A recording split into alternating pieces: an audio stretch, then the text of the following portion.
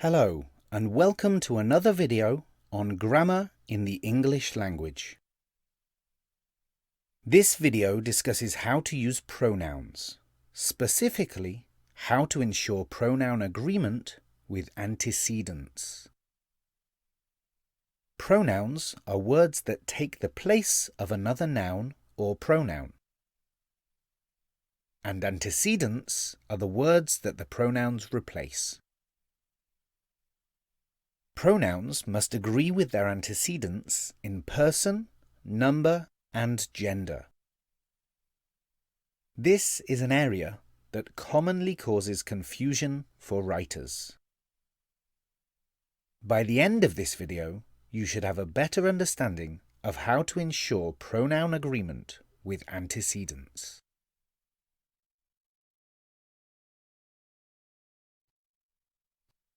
For the examples in the video, we will focus on personal pronouns, specifically possessive determiners. However, the same rules are applicable to other types of personal pronouns. Like other personal pronouns, possessive determiners have different forms based upon the person, number, and gender. In terms of person, we have the first, second, and third person. In number, we have singular and plural forms. And in gender, male or female. This table shows all the forms of possessive determiners. The first person singular form is my.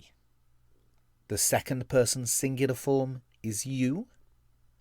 The third person singular form is divided by gender into his for male and her for female, as well as its for objects, and sometimes animals. The first person plural is our, second person plural is your, and third person plural is there. Let's quickly check your comprehension so far.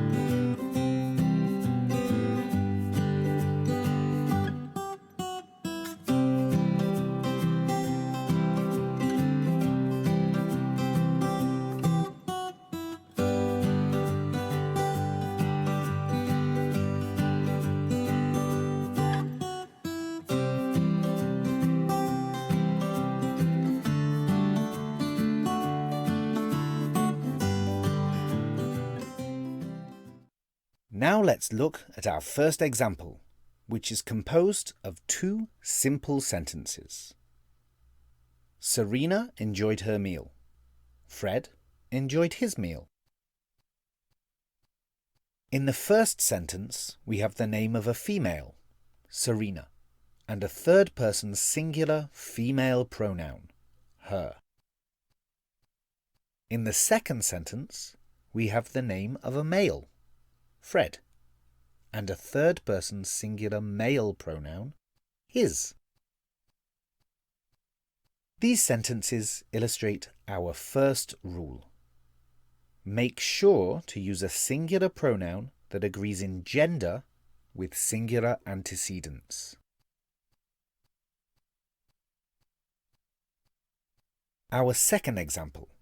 We have combined the two sentences into one by using the compound subject, Serena and Fred. Serena and Fred enjoyed their meals. The compound subject refers to two people, making it plural. The pronoun used to refer to the plural antecedent is their. The second rule. Use a plural pronoun to refer to plural antecedents, including compound subjects when two or more antecedents are joined by and. Time for a short comprehension check.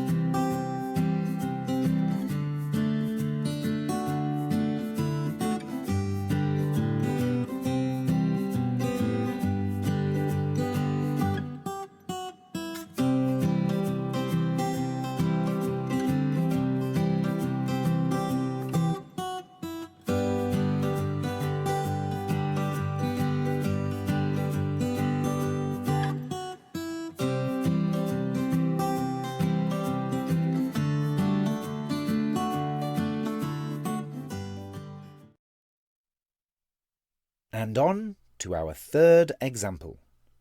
Neither Serena nor June was certain of her place in society. In this sentence, we still have the names of two people, Serena and June. Both are females. However, these two names are joined by the correlative conjunction neither nor, which means not one nor the other. As the conjunction is not talking about both of the people, the pronoun used is the third person singular female form, her. The rule is to use a singular pronoun that agrees in gender to refer to two or more singular antecedents joined by or nor. Our fourth example.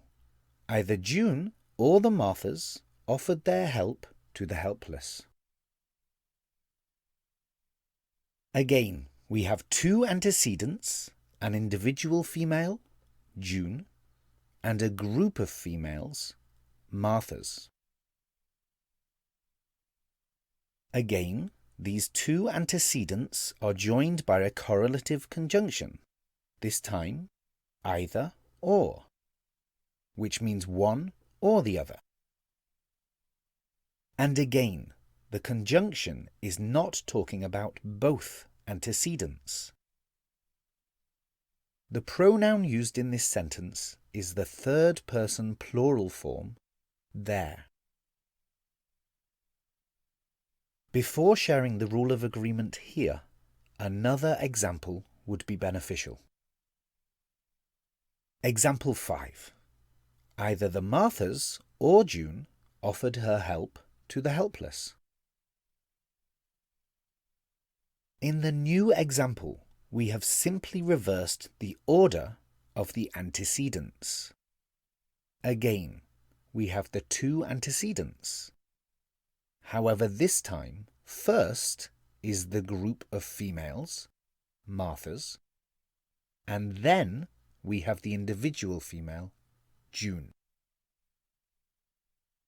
Again, these two antecedents are joined by the correlative conjunction either or. The pronoun used in this sentence is the third person singular female form, her. The rule that we have uncovered is when a singular word and a plural word are joined by or nor to make a compound antecedent, use a pronoun that agrees with the closer antecedent. In example 4, Martha's is positioned closer to the pronoun and determines a plural pronoun, should be used. In example 5, June is positioned closer to the pronoun and determines a singular pronoun should be used. These examples have illustrated the rule in terms of agreement with number. This rule is also applied in relation to gender and person. The closer antecedent determines all considerations of agreement. Time for a quick comprehension check.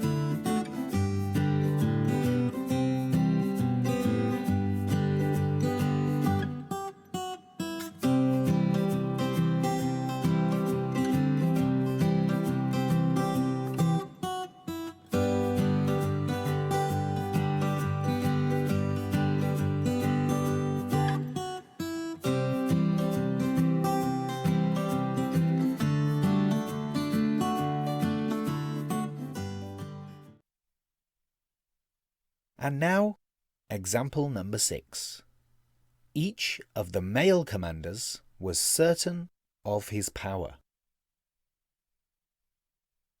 In this sentence, the antecedent is the singular indefinite pronoun each. The third person singular pronoun used to refer to the antecedent is his. The rule is to use a singular pronoun when the antecedent is a singular indefinite pronoun. For more information on indefinite pronouns, see our video on pronouns and subject-verb agreement. Card in the top right corner.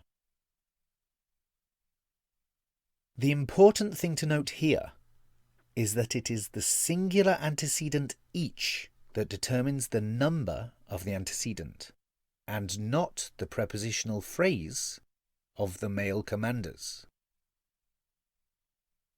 However, the prepositional phrase does reveal the gender as male, making his the correct pronoun choice. On to example 6.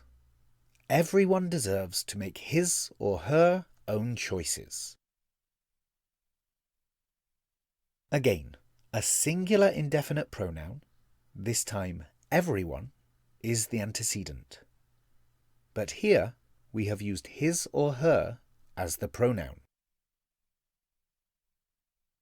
The rule: use his or her when the antecedent is a singular indefinite pronoun that refers to both males and females.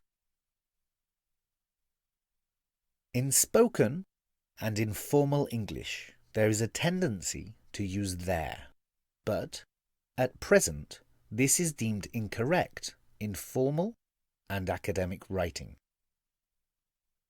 Another note is that while using his or her is correct usage, you should try to avoid or at least limit its use in your writing. Try rephrasing your sentences. Time for another quick quiz.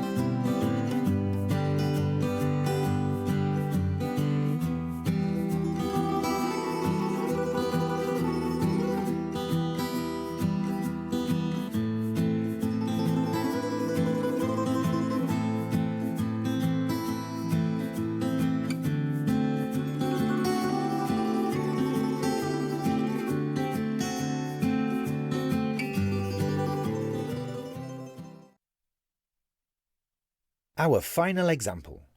Luke and June had a cat, but they could not take it with them.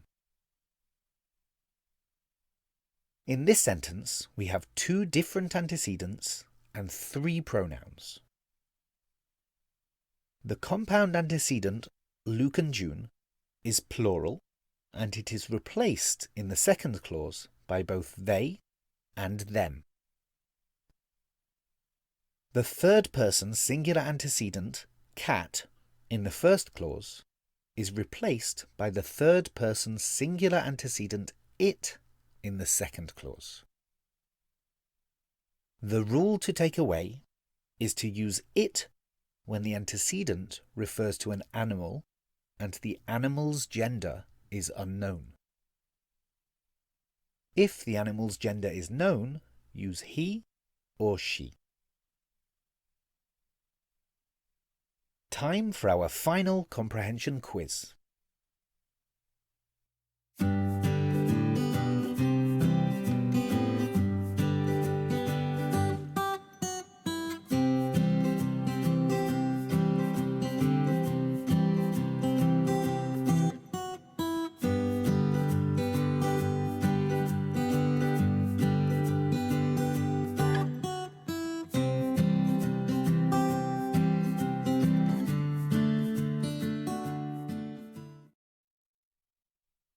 And the final review of the rules covered in this video.